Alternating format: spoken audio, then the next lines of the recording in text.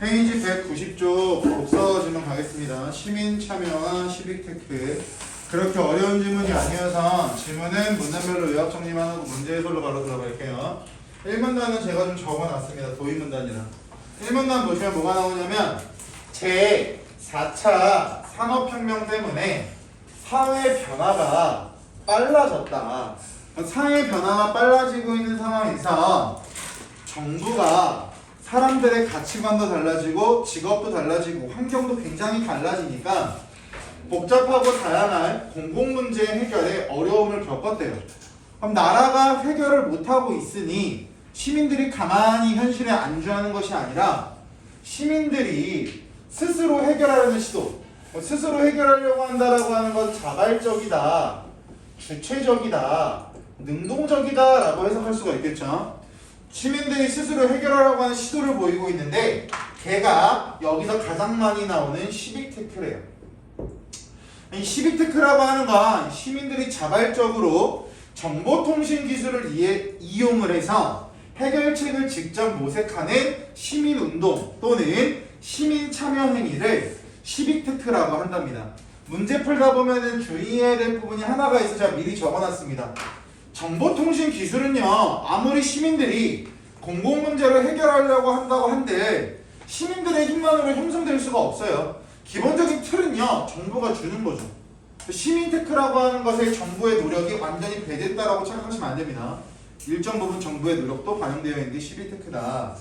2문단 갈게요. 2문단 보시면 시빅테크가 어떻게 등장하게 되었는지가 먼저 나와요.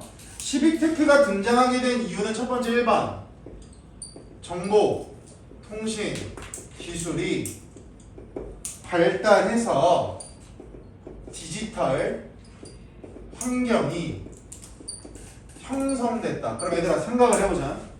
시빅테크가 등장하게 된 배경이 정보통신 기술이 발달해서 깜짝이야. 디지털 환경을 형성했다라고 하면 시빅테크라고 하는 건 직접 사람이 면대면으로 만나는 것이 아니라 온라인 공간을 활용하지 않을까라고 추측하고 읽어내려갈 수 있다라고 하는 부분이고요. 그 다음 2번 행정기관, 공적기관 등을 중심으로 보유 데이터의 개방 움직임. 즉 공공기관이 보유한 데이터를 개방하려는 움직임. 과거에는 공공기관이 정보나 데이터를 독점했다면 4차 산업혁명이 사회 변화를 가속화시키면서 공공기관이 보유하고 있는 데이터를 시민들에게 개방하려고 하는 움직임이 시빅테크가 등장하게 된 두 번째 배경이라고 합니다. 그러면서 결국 정보통신 기술이 발달하고 정보통신 기술이 구축이 되면서 시민들에게 상시적이라고 하는 건 항상이라고 보시면 됩니다. 항상 정보나 사회의 문제와 같은 것들이 노출되고 있대요. 그 결과 시민들의 관심은 당연히 올라갈 수밖에 없었을 거고요. 그래서 시빅테크가 등장하면서 정부가 주도했던 것에서 시민의 주도로 바뀌면서 어떠한 변화가 발생했냐면 자발적이고 시민은 아래에 있고 정부가 위에 있다라고 일반적으로 설명하잖아요. 그래서 아래에서 위로 올라가는 상향식 방법이 대두되기 시작했다. 기존에는 정부가 주도했으니까 위에서 아래로 내려가는 하향식 방법이라고 해석하는 것도 거꾸로 뒤집으면 되는 거니까 특이사항은 없겠죠. 그 다음 3문단에 가시면 뭐가 나오냐면 시빅테크와 전통적인 시민 참여가 서로 대조가 될 겁니다. 전통적인 시민 참여라고 하는 것은 예를 들어서 대면에서 진행하는 것들을 전통적인 시민 참여라고 보시면 될 거고요. 시빅 테크라고 하는 건 온라인 공간 상에서 이루어지는 것들을 시빅 테크라고 보신다면 시빅 테크와 전통적인 시민 참여라고 하는 그 두 가지가 해결이 될 겁니다. 그럼 이러한 시빅 테크에서 문제를 해결하기 위한 과정이 나올 텐데 그 과정이 어디 나오냐면요. 세 번째 문단은 잠깐 보실게요. 과정은 세 번째 문단에 나와 있는 거 바탕으로 넘버링 하겠습니다. 새로운 시민 참여로서의 시빅 테크는 전통적인 시민 참여와 달리 시민단체 및 지역 공동체 등과 같은 전통적인 매개 집단이나 조직의 틀에 얽매이지 않는다.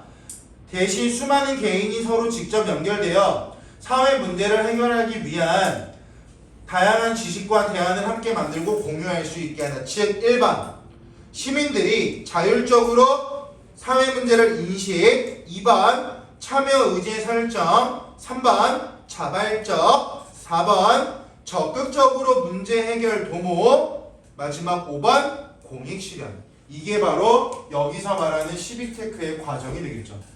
시빅 테크를 활용하는 이유는 사적인 이익이 아니에요. 공공의 이익, 같은 말, 공익 실현을 위해서 사회 문제를 해결하기 위한 것이 개인의 이익을 위해서 시빅 테크를 실행하고 있는 것은 아니니까 그 부분 잡으시면 되고, 그러고 나면 이제 뭐가 나오냐면 3문단 이어서 하고 있습니다. 핵심적인 수단들이 나올 겁니다. 첫 번째 1번 인공지능 기술, 그 다음 2번 빅데이터, 그 다음 3번 LOT라고 하는 게 나올 거예요. 이러한 세 가지에 대해서는 본문에 나와 있으니까 여러분들께서 읽어보시면서 기능과 역할, 의미는 정리해 보시면 될 거고, 이러한 핵심 수단들로 하여금 전문 지식이나 정보 접근에 대한 장벽이 낮춰진대요. 그럼 당연히 전문 지식이나 정보 접근에 대한 장벽이 낮아지면 시민들이 그 정보에 접근하는 편리성 또는 용이성은 굉장히 높아질 거니까 시민들이 자발적으로 정보통신 기술을 이용해서 해결책을 모색하는 활동은 활성화가 될 수밖에 없겠죠. 그렇게 되고 나면 4문단에는 무슨 내용이 나오냐면 시빅 테크가 실현되는 분야들이 몇 가지가 나올 거예요. 그 중에 첫 번째 1번은 뭐냐면 열린 정보 활동, 그 다음 2번은 커뮤니티 활동, 지금 뒤에 문제 풀고 오셨을 테니까 문제 보시면요, 얘와 얘 핵심 수단 세 가지를 비교 대조하는 문제가 있고요, 보기가 제시된 문제에서는 열린 정보 활동과 커뮤니티 활동을 구분하는 문제가 나와 있을 겁니다. 그래서 각각 넘버링 해드린 것들은 여러분들이 읽으시면서 캐치가 되셨어야 소화가 가능한 부분이 될 거고, 마지막 5문단에서는 뭐가 나오냐면 이러한 시빅 테크가 가지고 있는 그리고 한계점, 여기서 말하는 한계점이라고 하는 건 아무리 정보 접근 전문 지식에 대한 장벽이 낮아져도 할아버지와 같은 노년층은요 접근하기가 여전히 힘들 겁니다. 왜냐면 할아버지들은 컴퓨터 만지는 것도 어려워 하시잖아요. 노인정 가서 대화하고 수다 떠는 것을 즐기시지. 그런 사람들이 가지고 있는 한계점이 있기 때문에 이러한 보완점이 필요하다라고 말하면서 끝나는 게 5문단이에요. 그러니까 전체적인 글 자체는 어렵지 않고요, 여러분들이 지문을 읽으시면서 3문단과 4문단에 나와 있는 세부적인 넘버링한 항목들만 좀 구체적으로 알고 계신다면 도움이 조금 되실 것 같습니다. 문제로 갈게요. 5번 문제입니다. 필기 못하신 분들은 영상 주소 올릴 거니까 그때 필기하시는 걸로 하고요. 문제에서 바로 들어갈게요. 하나 더 해야 되니까. 윗글에 대한 설명으로 가장 적절한 것은 1번 중심 화제에 대한 통념이라고 하는 건 일반적인 가치관이라고 했는데요, 통념 안 나와요. 해당 사항 없고요. 2번 중심화제라고 하는 시빅테크의 장단점을 분석하고 슬러시로 끊어보시면요. 장단점이 나오죠. 좋은 점, 자발적이고 상향식이다.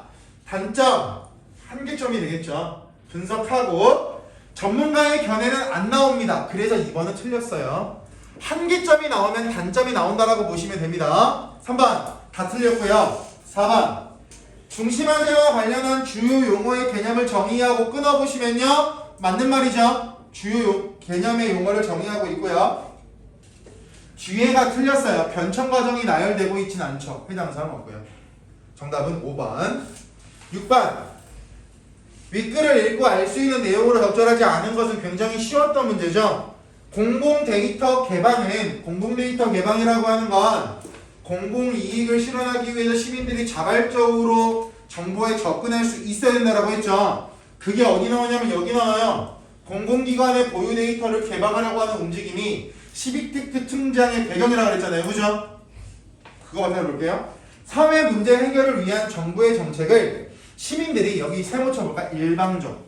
시민들이 일방적으로 수용한다라고 하는 건 자발적이고 주체적이고 능동적이라고 하는 말과는 다른 말이 되겠죠. 그죠? 정답은 1번으로 끝. 그래서 이 지문이 쉬운데 한 단어에 낚시질을 해 계속해요. 좀 꼼꼼하게 보시면서 살펴보시면 어려운 거 없을 거고 아래 나와 있는 2번부터 5번까지도 본문에 나와 있는 내용과 많이 흡사하고 일치하니까 한번 쭉 보시면 좋을 것 같습니다. 7번 윗글을 바탕으로 보기를 이해한 내용 중에 적절하지 않은 것은 보기에서는 5번째 줄 볼게요. 5번째 줄 밑줄 마을의 몇몇 사람이 이 문제를 보고 누리소통망에 마을이 처해 있는 문제 상황을 알리고 마을 지도 위에 소화전 위치를 표시한 소화전 입양하기 앱을 만들어 게시했답니다. 밑줄 쳐보실까요? 그 부분이 바로 뭐냐면 주민들이 직접 문제 상황을 파악했죠. 정부가 말하기 전에 주민들이 스스로 직접 자발적이고 능동적이고 주도적으로 문제 상황을 파악을 했고요. 그러한 과정에서 소통할 수 있는 커뮤니티 활동을 하고 있다라고 해석해야 맞겠죠? 커뮤니티 활동. 그럼 1번 볼까요? 보기 마을의 주민들은 소화전 입양하기 앱을 활용해서 마을 공동체의 문제를 자발적으로 참여하고 있죠. 아까 뭐라고 했어? 주민들이 문제 상황을 파악하면 자발적이고 능동적이고 주체적으로 활동한다라고 했잖아요. 1번 맞는 말이 될 거고 2번 마을 사람들이 앱을 제작해서 소화전의 위치 정보를 공유한 활동은 시빅테크 분야 중에서 커뮤니티 활동 맞죠? 소통하는 활동이니까. 3번 마을의 문제 상황과 소화전 입양하기 앱을 누리소통망에 게시한 것은 밑줄 바람직한 공공데이터 개발의 유도. 걔가 뭐냐면 얘들아 얘야 열린정보활동이죠. 즉 열린정보활동이라고 하는 게 공공기관 보유 데이터를 개발하려고 하는 움직임이라고 보신다면 커뮤니티 활동을 하고 있는 거지 정부가 공공데이터를 개방하려고 하는 내용은 나와 있지 않기 때문에 정답은 3번으로 끝나겠죠.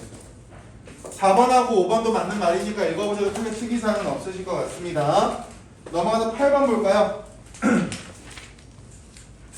8번 같은 문제는 합법과정문에서 주로 나오는 문제 유형인데 일단 아래 보세요. 디지털 레그라고 나와 있습니다. 세 번째 줄 밑줄 디지털 소외 디지털 소외 현상. 이는 밑줄 노인층에서 빈번하게 발생. 뻔하죠. 그 뒤에 나온 내용 조건 보세요. 윗글과 자료에서 1번 공통적으로 드러난 시빅테크의 한계점 조건 첫 번째 1번 2번 보완할 수 있는 대안. 합법과정문 보시는 분들 영상 보고 오는 게 과제였으니까 보셨다면 국어에서 조건이 두 가지가 나오잖아요. 그러면 항상 1번부터 5번까지 보기에는 두 개의 문장이 제시가 돼요. 1번부터 5번까지 보실까요? 1번 두 번째 줄 보세요. 못하도록 합니다. 문장 하나죠. 따라서 뒤에 두 번째 문장이죠. 1번 문장 두 개 나왔네. 2번 가겠습니다. 세 번째 줄 니다 끊어보시면 문장 하나 나왔죠. 뒤에 문장 두 개 나왔죠. 그죠? 3, 4, 5번도 그렇게 끊어보시면요 1번부터 5번까지 문장이 두 개입니다. 그러면 문장이 두 개 나왔고 조건이 두 개잖아요. 조건 1이 드러나야 되고요. 뒤에 오는 뒷문장은요. 조건 2가 드러나요. 그래서 이런 문제 나오잖아. 조건 개수 분석하시고요. 문장 끊어보시고요. 앞 조건 1을 먼저 적용시켜서 앞문장 틀리는 거 지워도 돼요. 뭐 시간 단축이 된다고요. 무슨 말씀인지 이해됐어요? 그러니까 1월달에 그 화법과정을 특강 들으신 분들은 이걸 제가 말씀드려가지고 아마 그렇게 풀었으면 이 문장은 굉장히 이 문제는 빨리 풀리셨을 거거든요. 그래서 이 방법을 적용하시면 오늘 뒤에 나오는 비문학 지문 중에 하나도 이런 문제 유형이 하나가 있어요. 조건 개수만 제대로 파악하면 1번부터 5번까지 문장 끊어놓고 적용의 시간을 줄일 수 있는 비문학 문제가 있다고. 시간이 부족하다고 못하는 게 아니라 방법적인 측면에서 스킬을 적용할 수 있는 문제는 스킬을 적용하는 훈련 좀 하세요. 무슨 말씀인지 이해되셨나요? 이 방법 적용해서 OX 체크하다 보면 정답은 5번으로 끝날 겁니다.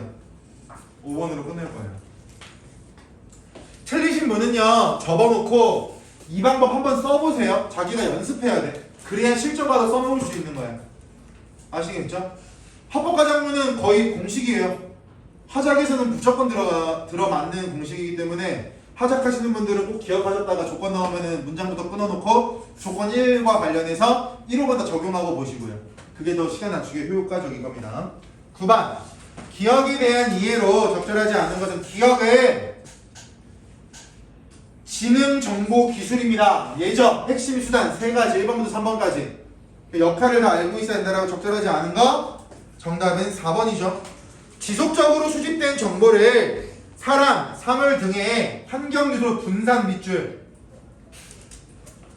오해하면 안 되는 게 뭐라고 나오냐면 얘들아, 분산되어 있는 요소들을 상호 협력적으로 만든다라고 나와 있어요. 그럼 흩어져 있는 것을 서로 연결망을 세팅하는 것처럼 연결해서 협력적으로 운영하게 한다고. 근데 여기 나와 있는 건 분산해서 처리한대. 분산하고 협력을 해야 되는데 분산만 한다라고 나와 있으니까 4번이 틀렸다고 보시는 게 맞겠죠. 되셨나요? 여기 나와 있는 것들은 앞에 나와 있는 아까 말씀드렸던 3문단에 나와 있는 핵심 수단 3가지를 적용하면서 접근하시면 되는 부분이어서 말씀을 드렸습니다. 됐죠? 오늘의 마지막 거는 독서 지문 하나 더 할 겁니다. 195쪽이요.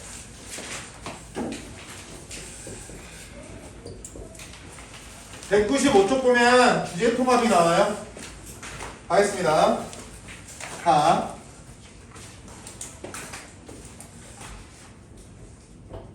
인간이 외계 지적 생명체, 외계인 지적 생명체 네모 쳐볼까? 외계 지적 생명체. 외계 지적 생명체에 대해 관심을 갖게 된 것은 밑줄 아주 오래전 일. 그러면 아주 오래전부터 외계인에 대한 관심을 가지고 있었답니다. 오래된 일이었으며 과학적 관점에서 접근하기 시작한 것도 몇 세기 전의 일이다. 여기 네모 18세기 말 유럽. 세기 구분 나오면 항상 세기별로 구분해 놓으셔야죠.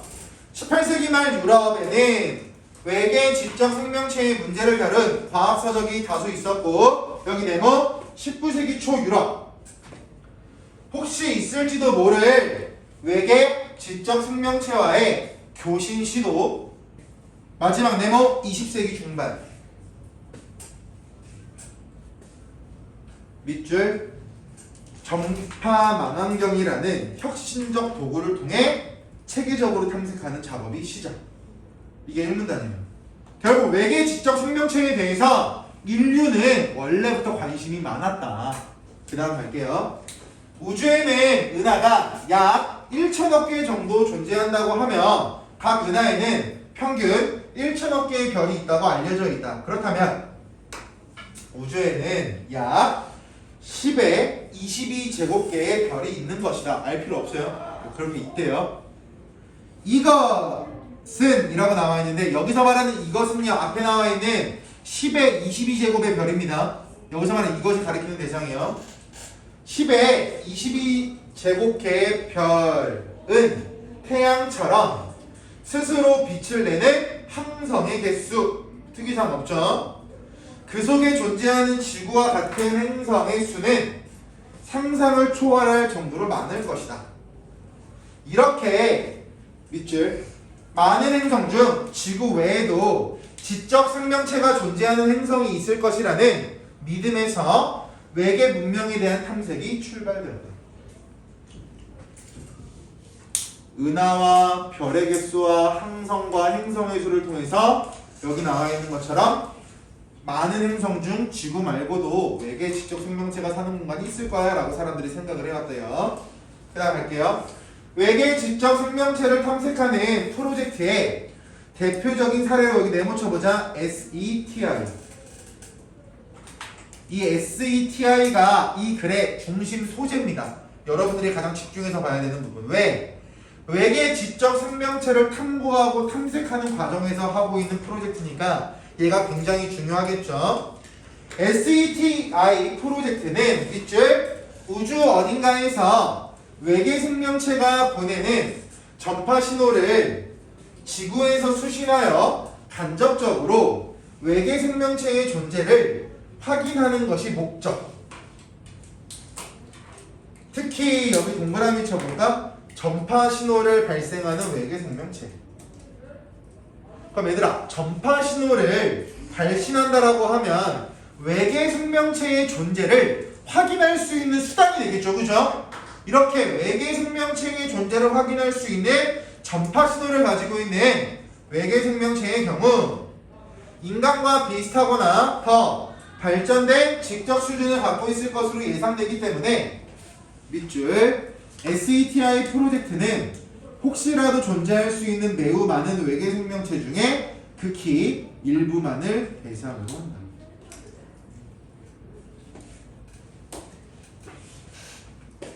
이게 무슨 말이냐면 얘들아, 잘 봐. 왜 일부만 하는지를 생각해보면 외계 생명체가 이만큼 있다라고 가정을 해볼게요.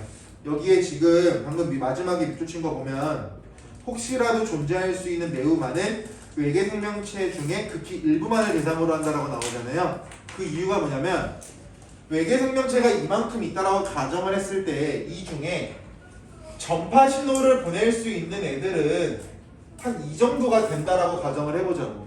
여기까지 이해됐나요? SETI 프로젝트라고 하는 건 전파 신호를 가지고 있는 외계 생명체를 대상으로 하고 있는 거잖아요. 그럼 이 수많은 외계 생명체 중에서 파란 색깔로 빗금치고 있는 부분은 SETI 프로젝트에서 제외되는 대상이 될 거라고.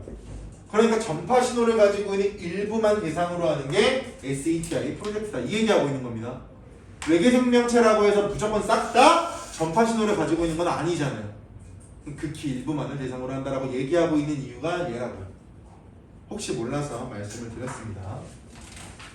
그럼 당연히 얘들아, SETI 프로젝트에서 제외되는 대상이라고 한다면 파란 색깔 빗금친 것들의 존재도 우리가 알 수가 없겠죠. 전파 신호를 못 받으니까.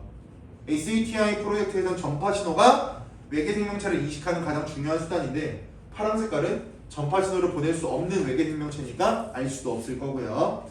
이어서 볼게요. SETI 프로젝트는 아직까지 외계 지성에 흔적을 찾지 못하고 있지만 밑줄 일반 대중까지 동참하는 가장 대중적인 탐사 프로젝트. 전 세계에 17만여 명의 일반 대중이 참여하고 있는 사상 최대 규모의 여기는 뭐 세티 앳홈. 세티 앳홈이라고 하는 건 전 세계적으로 참여하고 있는 외계 지적 생명체 탐사 프로젝트 중 하나랍니다. 이 프로젝트는 밑줄 일반인들이 사용하는 PC를 전파 망원경이 수신한 전파 신호의 분석에 활용. 이게 세티 앳 홈이라고 하는 것의 내용이랍니다. 네티즌들이 이 프로젝트 누리집에서 소프트웨어를 내려받아. 소프트웨어 앞에 가로 열어보실까요? 뭐가 나올 거냐면 신호 분석 방법이 나올 거예요. 지금 보고 있는 세티 앳 홈의 신호 분석 방법. 어떻게 전 세계 17만여 명이 참여하고 있는지 방법이 나올 겁니다. 뒤에 문제도 나오죠. 소프트웨어를 내려받아 PC에 설치하면 주인이 잠자는 시간 등 PC를 사용하지 않는 시간에 PC가 자동으로 분석 프로그램을 수행 바로 닫아보세요. 사용자가 사용하지 않는 시간에 움직인답니다. 전파 망원경이 수신한 전파 신호 속에는 온갖 자연의 전파가 포함되어 있다. 여기서 인공의 전파를 찾아내려면 당연히 엄청난 정보 처리 용량의 슈퍼컴퓨터가 필요한데 밑줄 전 세계의 PC를 연결하는 네트워크가 슈퍼컴퓨터 역할을 한다. 17만여 명이 연결되어 있으니까 당연히 폭이 스펙트럼이 넓을 수밖에 없겠죠.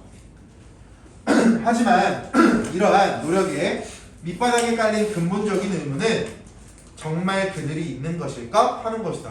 즉 외계 지적 생명체가 없는데 프로젝트를 하고 있는 거 아니야? 라고 누군가 의문을 제기할 수도 있을 거 아니에요. 그 부분을 이야기하고 있습니다. SATI 프로젝트를 발기한 미국의 전파 천문학자 프랭크 드레이크는 여기 네모처럼 보자. 프랭크 드레이크 학자들 나오면 구분 지어야 된다라고 이제 비문학에서 학자가 주장한 것, 학자의 가치관 비교하는 문제는 항상 나올 수밖에 없습니다. 이 질문에 대한 여기서 말하는 이 질문이라고 하는 건 외계 생명체가 진짜로 존재해?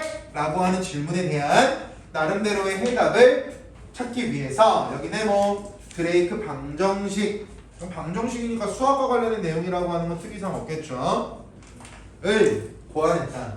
이 방정식은 통신기술을 갖고 있는 고등 문명의 존속기간과 우리 은하 내에서 생명체 탄생에 적합한 항성의 생성률의 고배에 항성이 행성을 가질 확률, 생명체가 살 수 있는 행성의 수, 행성의 생명이 탄생할 확률, 지적 생명체로 진화할 확률, 존재를 알릴 통신기술을 가질 확률 등의 인자를 곱한 것이다. 하지만 공식 안 나왔죠? 문제 계산하는 것도 없죠? 얘는 읽고 넘어가시면 됩니다. 그 이상 그 이하를 생각하지 마시고요. 드레이크 자신조차 이 방정식에 포함되는 인자들 중 그 어느 것도 밑줄 정확히 알지 못한답니다. 그럼 그냥 나름대로의 답을 찾은 거지 완벽한 해결책을 완벽한 답을 찾았다라고 서술되면 틀린 문장이 되겠죠. 생각해봐야 됩니다. 무엇을 할 확률 정확도가 높아요, 낮아요? 맞아요. 예를 들어볼까요? 현지가 집에 갈 확률. 그럼 집에 지금 수업하고 있으니까 지금 당장 갈 수가 없겠죠. 0%가 될 거야. 현지가 10분 뒤에 컨설팅이 있는데 집에 갈 확률은요? 갈 수도 있고 안 갈 수도 있고 어느 정도 모를 거 아니에요? 그렇기 때문에 여기서 말하는 정확히 알지 못한다라고 하는 건 드레이크 방정식을 보시면 뭐뭐할 확률, 뭐뭐할 확률이라고 나와 있기 때문에 정확히 알지 못한다라고 서술되어 있다라고 인지하시면 되겠죠. 알지 못한다고 인정할 만큼 불확실성이 큰 것이 사실이다. 하지만 아무것도 하지 않으면 가능성은 제로이다. 즉 드레이크 방정식이 문제가 많은 거 알겠어. 근데 드레이크처럼 무언가를 해야 우리가 무언가를 발견해낼 수 있지 않을까? 이 얘기하고 있는 겁니다. 말이 있듯이 끊임없는 시도와 탐구를 통해 우주에 관한 지식이 늘어나면 우리와 통신이 가능한 외계 지적 생명체가 이룬 문명을 발견할 수도 있을 거야. 나아가겠습니다. 외계 지적 생명체를 포함한 외계 생명체를 찾기 위한 노력은 밑줄 인간은 어떤 존재를 탐구해 가는 철학적 문제. 이 얘기야. 외계 지적 생명체를 찾기 위한 노력을 하는 것은 인간의 존재를 탐구하는 것과 동일하다. 이 얘기하고 있습니다.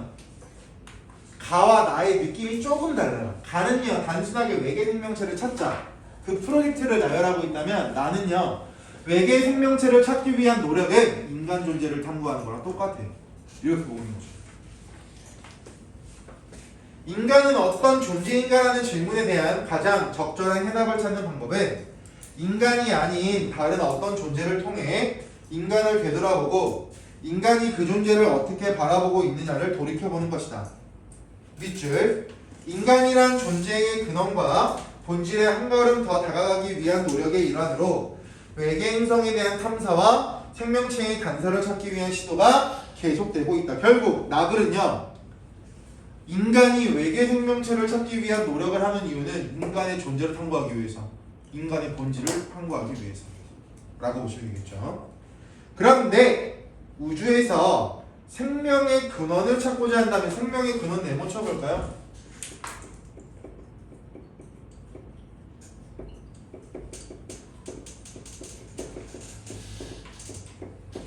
생명의 근원을 찾고자 한다면 밑줄 생명에 대한 정의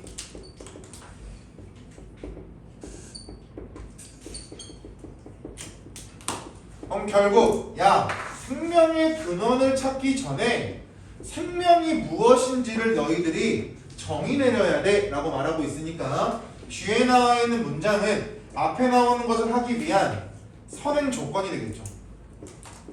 우주의 생명체가 사는지 안 사는지 보기 전에 생명의 근원을 보기 전에 너가 말하는 생명이 뭔데 거기에 대한 정의를 내리는 선행 과정이 필요하다라고 보시면 되겠죠.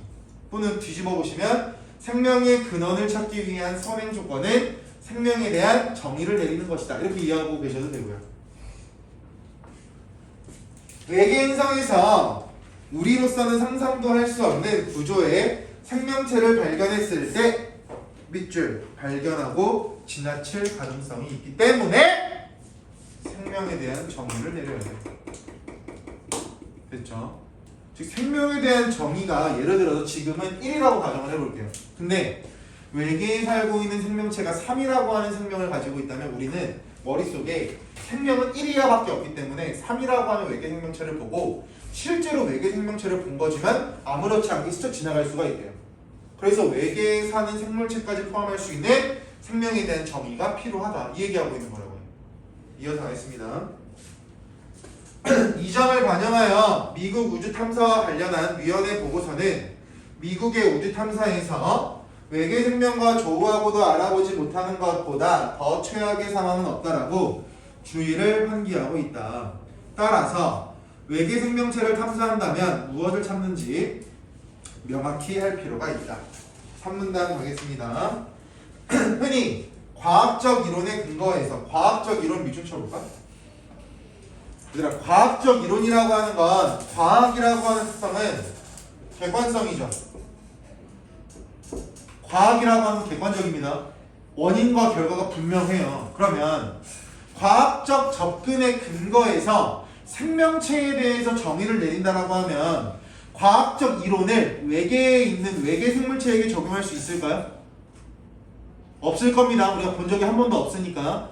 따라서 여기서 말하는 과학적 이론이라고 하는 건 지구에 사는 지구 생명체에만 한정됐다라고 생각해도 특이사항은 없겠죠. 객관적으로 분석이 가능한 지구 생명체. 과학적 이론을 적용시킬 수 있는 것은 그게 뒤에 나오는 거랑 좀 어긋날 수가 있어서 되게 잡고 들어가고 있습니다. 과학적 이론에 근거하여 생물학적 관점에서의 생명체에 대한 정의를 일반적으로 사용한다. 끊어보시면 여기는 지구 생명체와만 관련성이 있는 부분이 될 겁니다. 읽어볼게요. 세포로 구성되어 있고 물질 대사를 하고 자극에 반응하고 항상성 유지하며 발생, 생장, 생식, 유전, 적응과 진화를 하는 개체를 생명체로 정의한다. 끊어보시면 일반적인 생명의 정의가 될 겁니다. 일반적인 생명의 정의는 지구에 사는 지구 생명체에만 포함된다라고 했습니다. 그 이유는요. 과학적 접근, 즉 객관성을 바탕으로 만들어진 거니까. 그러나 세모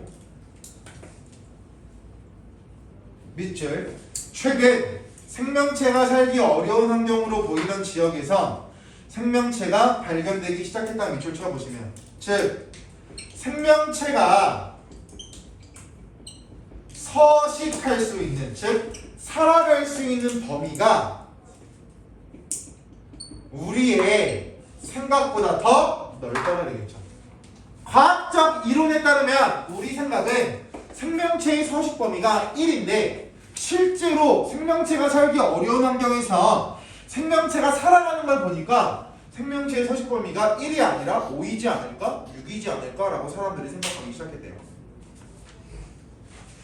높은 온도나 낮은 온도, 강한 압력, 강한 산성이나 알칼리성, 매우 건조한 지역, 강한 방사선 따위에서 생존하는 미생물들이다. 결국 이것은 밑줄 지구 이외의 행성에도 생명체가 존재할 가능성이 높다는 것을 보여주는 증거라고 할 수 있다. 그러면 방금 밑줄 친 부분에서 깔려있는 전제 조건을 생각해 볼까요? 그 비문학 보실 때 어떻게 공부하시면 좋냐면 지금 이 얘기겠죠. 우리의 생각보다 생명체의 서식 범위가 넓을 수 있다. 어디에서? 지구에서. 됐어요? 이 부분으로 바탕으로 봤을 때 거기 보세요. 지구 이외의 행성에도 생명체가 존재할 가능성이 높다는 것을 보여주는 증거가 된대요. 그죠? 그럼 여기서 알 수 있는 전제 조건은 뭐예요? 외계 행성이라고 하는 공간은 생명체의 서식 범위가 굉장히 넓다라고 하는 내용이 깔려 있겠죠. 또는 생명체의 서식 죄송합니다. 생명체의 서식 범위가 좁다. 같은 말. 생명체가 살기 어렵다. 라고 하는 전제 조건이 있었기 때문에 요즘에 알칼리성이나 고온이라고 하는 생명체가 살기 어려운 환경에서도 서식 범위가 넓어지고 있는 부분을 통해서 우주에도 외계에도 생물체가 살고 있지 않을까라고 하는 것의 증거가 되네요. 이에 따라서 외계 생명체 탐사를 위해서는 생명체에 대한 밑줄, 생명체에 대한 새로운 정의의 필요성이 제기해요. 그 이유는 뭐냐면 생물학적 관점에서의 정의는 생물학적 관점 위에다가 과학적 접근이라고 적어보세요. 과학적 접근. 과학적 접근이라고 하는 건 지구에서만 가능한 거라고 했습니다.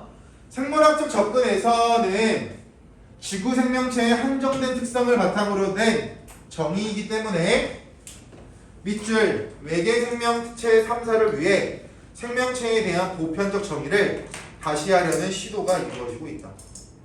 왜냐하면 지구 생물체와만 관련된 이론을 외계에 적용하면 놓칠 수 있을 거 아니야? 진짜로 외계 생물체를 봤는데 제가 외계 생물체인지 지나가는 건지 놓칠 수 있으니까. 여기 네모 쳐보자. 오스트리아의 물리학자 슈레딩거 학자 나왔으니까 구분해야죠. 밑줄 우주의 보편 법칙인 엔트로피 증가 법칙을 통해 생명체를 설명하고자 했다. 아래 보자. 엔트로피 증가 법칙은 자연 물질이 질서 정연한 상태에서 자발적으로 무질서한 상태로 점점 변하게 되는 현상을 말한다. 얘는 엔트로피 증가 법칙의 개념이 되겠죠. 이때 엔트로피가 증가한다는 것은 무질서도가 증가해서 궁극적으로 안정된 상태에 이르게 되는 것을 의미한다. 그럼 잘 보세요. 무질서도가 증가했죠. 궁극적으로 안정된 상태라고 한다면 이 무질서도는 올라간 상태로 지속되는 거야. 이걸 알고 계셔야 뒤에 나오는 문제를 접근하시는데 특이사항이 없죠. 이어서 가겠습니다. 그런데 슈레딩거는 생명체가 밑줄 엔트로피 증가 법칙을 무시. 그럼 슈레딩거는요 엔트로피 증가 법칙을 따르고 있는 사람이라고 보면 안 돼요. 무시했대잖아요. 그죠? 뒤에 문제에도 그게 나오죠. 슈레딩거가 엔트로피 증가 법칙을 지지했는지 무시했는지. 이러한 생각을 바탕으로 그는 밑줄 생명체를 외부에서 얻은 에너지를 이용해서 자신의 질서 상태를 유지하는 개체 즉 슈레딩거는요 엔트로피 증가 법칙을 무시하고 생명체는 에너지를 외부에서 얻는다라고 설명을 했대요. 연결 제대로 해놓으시고 생명체가 에너지와 물질의 유출입이 있는 세계에 존재한다는 것을 의미한다. 생명체에 대한 일관적 정의를 내리는 것은 쉽지 않다. 슈레딩거의 정의가 지구뿐만 아니라 광활한 우주에 존재하는 생명체를 모두 포괄한다고 단정하기 당연히 어려울 겁니다. 아까 봤던 드레비트의 방정식처럼요. 하지만 밑줄 우주 속의 생명체에 대한 지속적인 탐사와 연구를 통해 생명이란 무엇인가에 대한 우리의 이해를 높여갈 수 있을 것이다 라고 말하면서 슈레딩거가 가지고 있는 연구의 의까지 제시가 되면서 끝나고 있습니다. 됐죠? 시간이 없어서 문제 해설을 한번 풀어보시고 17번 문제 있죠? 17번 문제에 제가 아까 말씀드린 거에 조금 적용되고요. 일부가 적용 안 되는 문장들이 있어요. 17번 문제 푸실 때 한번 아까 말씀드렸던 방법 적용해 보시고 문제 자체는 19번만 어려울 거거든요. 19번. 그래서 화목반에 다음 주에 오시면 다음 주 화요일 날 19번만 해설하고 바로 이어서 진도를 나갈 테니까 나머지 시점 수정 한번 해보시고 모르시면 개별적으로 질문 좀 해주세요. 알겠죠? 다음 주 화요일 날 오프라인 수업으로 나갈 수 있는 거 나갈 거고요. 영상까지 제공해서 아까 올린 대로 8월 달에 끝낼 겁니다. 아시겠죠?